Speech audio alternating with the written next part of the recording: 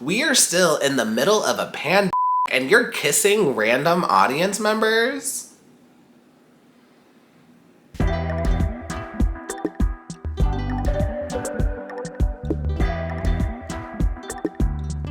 Hi everyone, my name's Dimitri and welcome back to DimitriTube. The Bachelorette, episode 8, Mental Law. Let's talk about it. As always, if you're enjoying my reviews, please go ahead and pound that like button, pound that subscribe button, and ring that notification bell. I'm a growing YouTuber and the likes and subscribes really help me out. Now, before we get started, I do have an announcement. The cast for Michelle Young's season has been released and these guys are hot. From what I've seen in the photos so far, those guys are way more my type than the majority of the ones we have this season. If you have not checked out the guys yet, I'll post a link below so you can check them out. As of right now, I'm kind of lukewarm about another Bachelorette season coming up. I really wish it was a Bachelor season. Honestly, The Bachelor is just better, and I do think this is a poor choice for ABC. So I'm kind of toying with this idea, but during Michelle's season, I may review a previous season of The Bachelor at the same time. I'm still thinking about it. If you all would be interested in that, please let me know below in the comments. Ugh, I just realized I forgot to turn on my ring light again. There we go. Oh, is that too bright? Also, let me know below in the comments what season you'd be interested in having me review. I was thinking Ari's, Ben Higgins, or Juan Pablo's, or maybe Peter's season. I actually just watched Juan Pablo's recently, but it was so good, I would definitely watch it again and review it. Just let me know below in the comments. If I do review a previous Bachelor season, keep in mind it won't be happening until October when Michelle's season starts, because right after Katie's season ends, we go straight into Paradise and I plan on reviewing that. Okay, so let's dive in and start talking about the episode. Okay, so the episode starts with Tayshia talking to Kaitlyn about the men left and how she's feeling in the process. So Katie is wearing a hoodie and Tayshia is wearing a hoodie as well. I'm pretty sure just because Katie's wearing one. And honestly, I am so tired of these hoodies. To be honest, they just don't look good on TV. Like, there is some really cute athleisure wear for women nowadays. Y'all really couldn't have thrown some of that on? Anyways, moving on. So Katie tells Tayshia she's most nervous about meeting Michael A's family. And when Katie talks to her, Katie is just so nonchalant about her relationship with Michael. To me, she said she was nervous, but she didn't sound serious or nervous at all. So then we pan back to the house and Michael is FaceTiming with his son. Does anyone know what kind of iPhone Michael A was using? I've never seen an iPhone look like that before. If you know, let me know below in the comments. So after FaceTiming with his son, Michael A is an absolute wreck and he is missing his son so much right now. So after that, Michael goes to meet Katie for a chat. And I think production actually gave Katie a heads up this time. She has makeup on and her top is acceptable. Michael tells Katie that he really misses his son, and when they were FaceTiming, his son says, "Daddy, why don't you want to see me anymore?" Now, ABC definitely jazzed it up with some sad music and with the editing, but that was just so heartbreaking to hear. So Michael tells Katie that he's going home and says that a boy needs his dad. So Katie starts crying and they both get emotional, and at one point Katie says, "I saw us going to the end." And when Katie said that, I was just like, girl, why are you lying? You were not gonna pick Michael A at the end of this. You ain't fooling nobody. Also, Michael gives Katie the stopwatch he tried to give her on their first impression, but she didn't have any pockets, so she couldn't hold it. I did think that was really cute. Okay, so let's unpack this. Michael misses his son. I totally get that, but hometowns are literally this week. Why couldn't Michael A just bring his son to hometowns? And don't get me wrong, during hometowns, I don't think you get a lot of time together with the family, but you do get some time. And given Michael's situation, I think production would have a heart and probably give him a little more time than the rest of the guys. And some of y'all may argue that you can't bring kids because of the pandemic. That is not true. During Tayshia's season, Brendan brought his niece to their date, and don't get me wrong, Brendan's niece was a little bit older, but she's still a child. So if Brendan can bring his niece, then 100% Michael A can bring his son. And Tayshia's season was way earlier into the pandemic. Next, so you all may not have caught this, but after Michael leaves, he hops in the Uber XL and he doesn't even cry.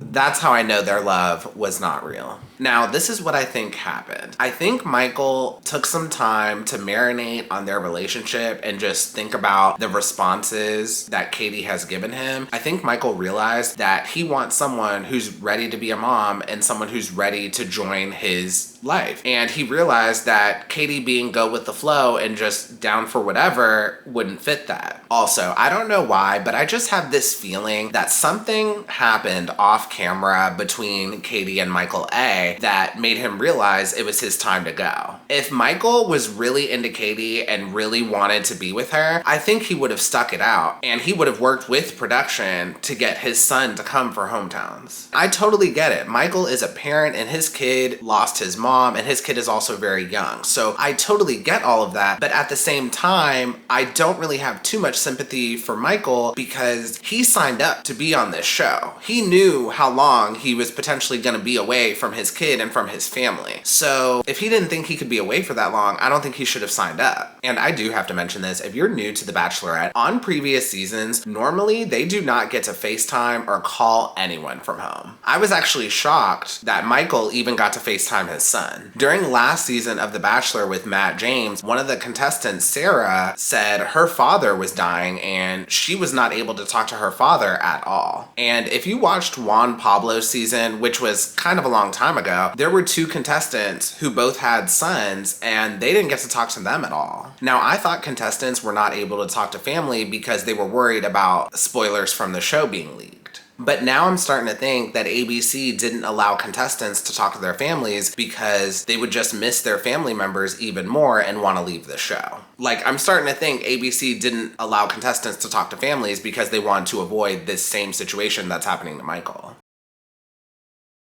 Okay, so now we're going into the Men Tell All. This Men Tell All was absolutely horrible. Normally, the men and women tell alls are bad. I've honestly only seen one good one. The one during Juan Pablo's season was actually really good. All the other ones I've seen have been pretty terrible. But on the bright side, we did get to see my baby James again, and he was looking so good.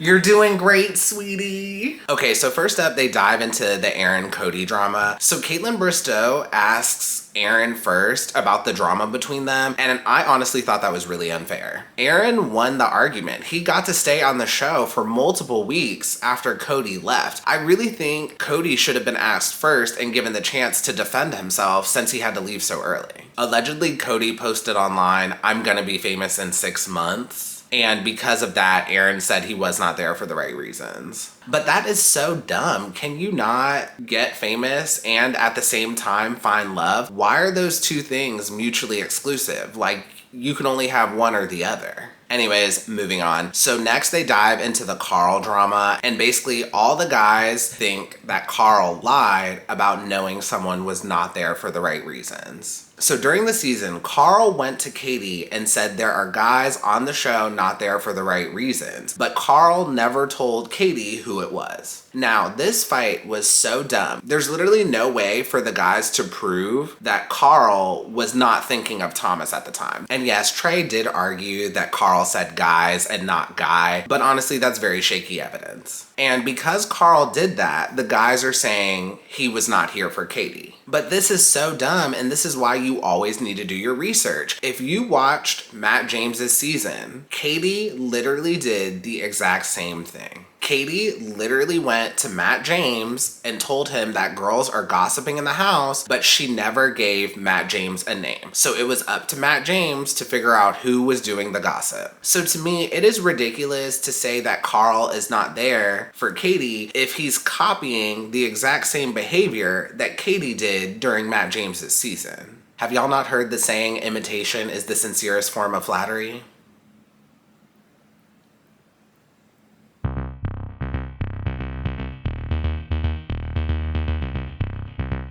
Yep, it's that time. Outfit of the episode. For this week's outfit of the episode, I'm giving it to Tayshia Adams. Tayshia is wearing this really cute red dress. It's one shoulder, and I thought it was leather, but it's actually a lambskin and cotton blend. She looks really good, and it is hugging her body just right, and the braids are a really nice touch. I'm feeling the fantasy. Now, before y'all drag me in the comments, I really like Kaitlyn Bristow's dress as well. The only reason I gave it to Tayshia over Kaitlyn was Kaitlyn's dress looks better on photos than it does on video. On video and during the men tell all, I thought Tayshia's dress did look better. And this men tell all was a little bit of a treat for me because both Tayshia and Kaitlyn were wearing mostly red, and as y'all know, I love the color red. Next is the Hunter fight. So all of the guys were accusing Hunter of lying because in one scene, he said he was falling for Katie, and then in another scene, he said he was in love with Katie. So if you watch a lot of this show, it's very much a progression. I'm falling for you, I'm falling in love with you, I'm in love with you. The show treats love as a progression. Now, in the real world, I don't think people really do that, and Hunter definitely conflated falling in love and being in love, and he argued that to him it's the same thing, which I don't think that was ridiculous. So ultimately, that argument was pretty dumb. Honestly, at this point, they're just nitpicking Hunter. But I will say I was a little surprised that Hunter was not aware of this progression, especially if he had watched the show and researched the show, but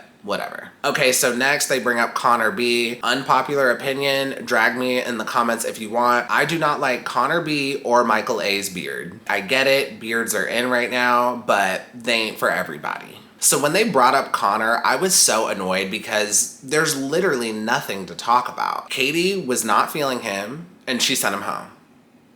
What else is there to talk about? But they talk about how Connor, after the show, was concerned about whether or not he's a good kisser. Connor says that he messaged a few exes to ask about his kissing skills, which that is so embarrassing. Like, I cringed when he said he did that. So then out of nowhere, during Connor's interview, a random girl interrupts and says, there's no way that Connor B is a bad kisser. Then she goes on stage and tests her theory and kisses him. So this whole thing was clearly staged. First of all, you cannot interrupt taping. Normally, the men and women tell-alls take between 8 and 12 hours to film. So production is trying to minimize the interruption so they can film it as quickly as possible. So they would never have some random girl from the audience interrupt unless it was planned. Next, we are still in the middle of a pandemic and you're kissing random audience members? And lastly, the internet did some digging, and this random girl is actually not very random. She's a country singer, and her name is Tara Kelly. And her new hit single, Play With Fire, is out now on all streaming platforms.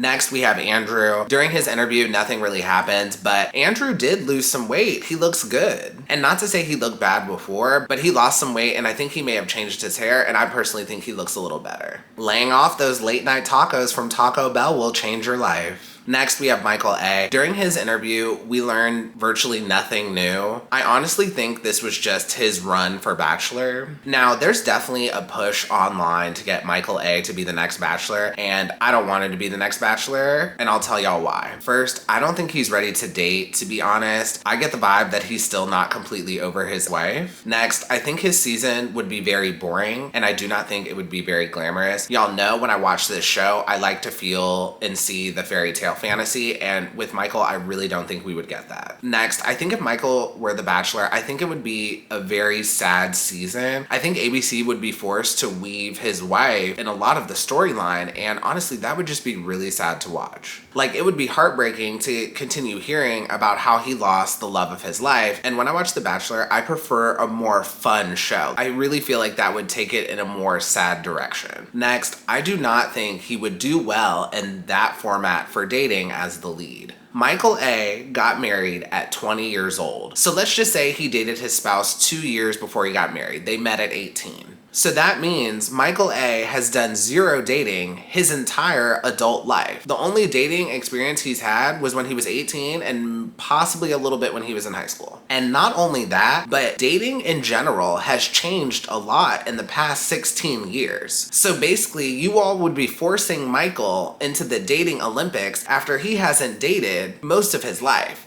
I just don't think that's a good idea. And lastly, having 30 plus beautiful women vie for Michael's heart after basically dating one woman his whole life, like, that would be way too overwhelming for this guy. And I think the girls who go on the show for the fame would have a really good shot at playing him. Oh my God, y'all, I just realized Mike the Virgin wasn't even at the Men Tell All. Next, they show a proposal between Kaitlyn Bristowe and Jason. So honestly, I really wasn't moved by this. I didn't really watch any of her seasons, so I don't really know her that well. Also, at this point in the Men Tell All, it just seems like ABC is really struggling to fill content in a 2-hour time block. And y'all may have not caught this, but when they were showing scenes from the season, the scenes were so long. Normally, I feel like they're not that long, but it's clear ABC was struggling to fill this time block. And finally, to wrap up the Men Tell All, we get to the Thomas video chat. So this was the part of the tell all that we were most excited for, and ABC clearly saved it to the end because they wanted us to watch the whole episode. When Thomas gets on the video chat, he initially apologizes to Katie, and I thought the apology was very unnecessary. He does not need to apologize to her for anything. So Thomas eventually asks Katie, why was there such a shift from when they were chatting one-on-one to the rose ceremony? And Katie says when they were talking one-on-one, she felt like what he was saying was not genuine. Now, I completely understand Katie's point, but that is no excuse for her embarrassing Thomas like how she did during the rose ceremony. And then Katie eventually says, it's unfortunate how things were explained and how things were ultimately handled, and I did what was best for me. If it caused you pain, I do apologize for that. Now, as y'all know, I am not a fan of Katie, and this made me dislike Katie even more. That was the most sorry apology. Katie's apology is basically, I'm sorry I made you feel that way. Which, that is not an apology. I just hated this part, and it was super yucky to me. It just felt like Katie was taking zero responsibility for any of her actions. And that is the end of the episode and all I have for you. If you enjoyed today's review, please go ahead and pound that like button, pound that subscribe button, and ring that notification bell, and I will see you all next time. Have a good one. Bye.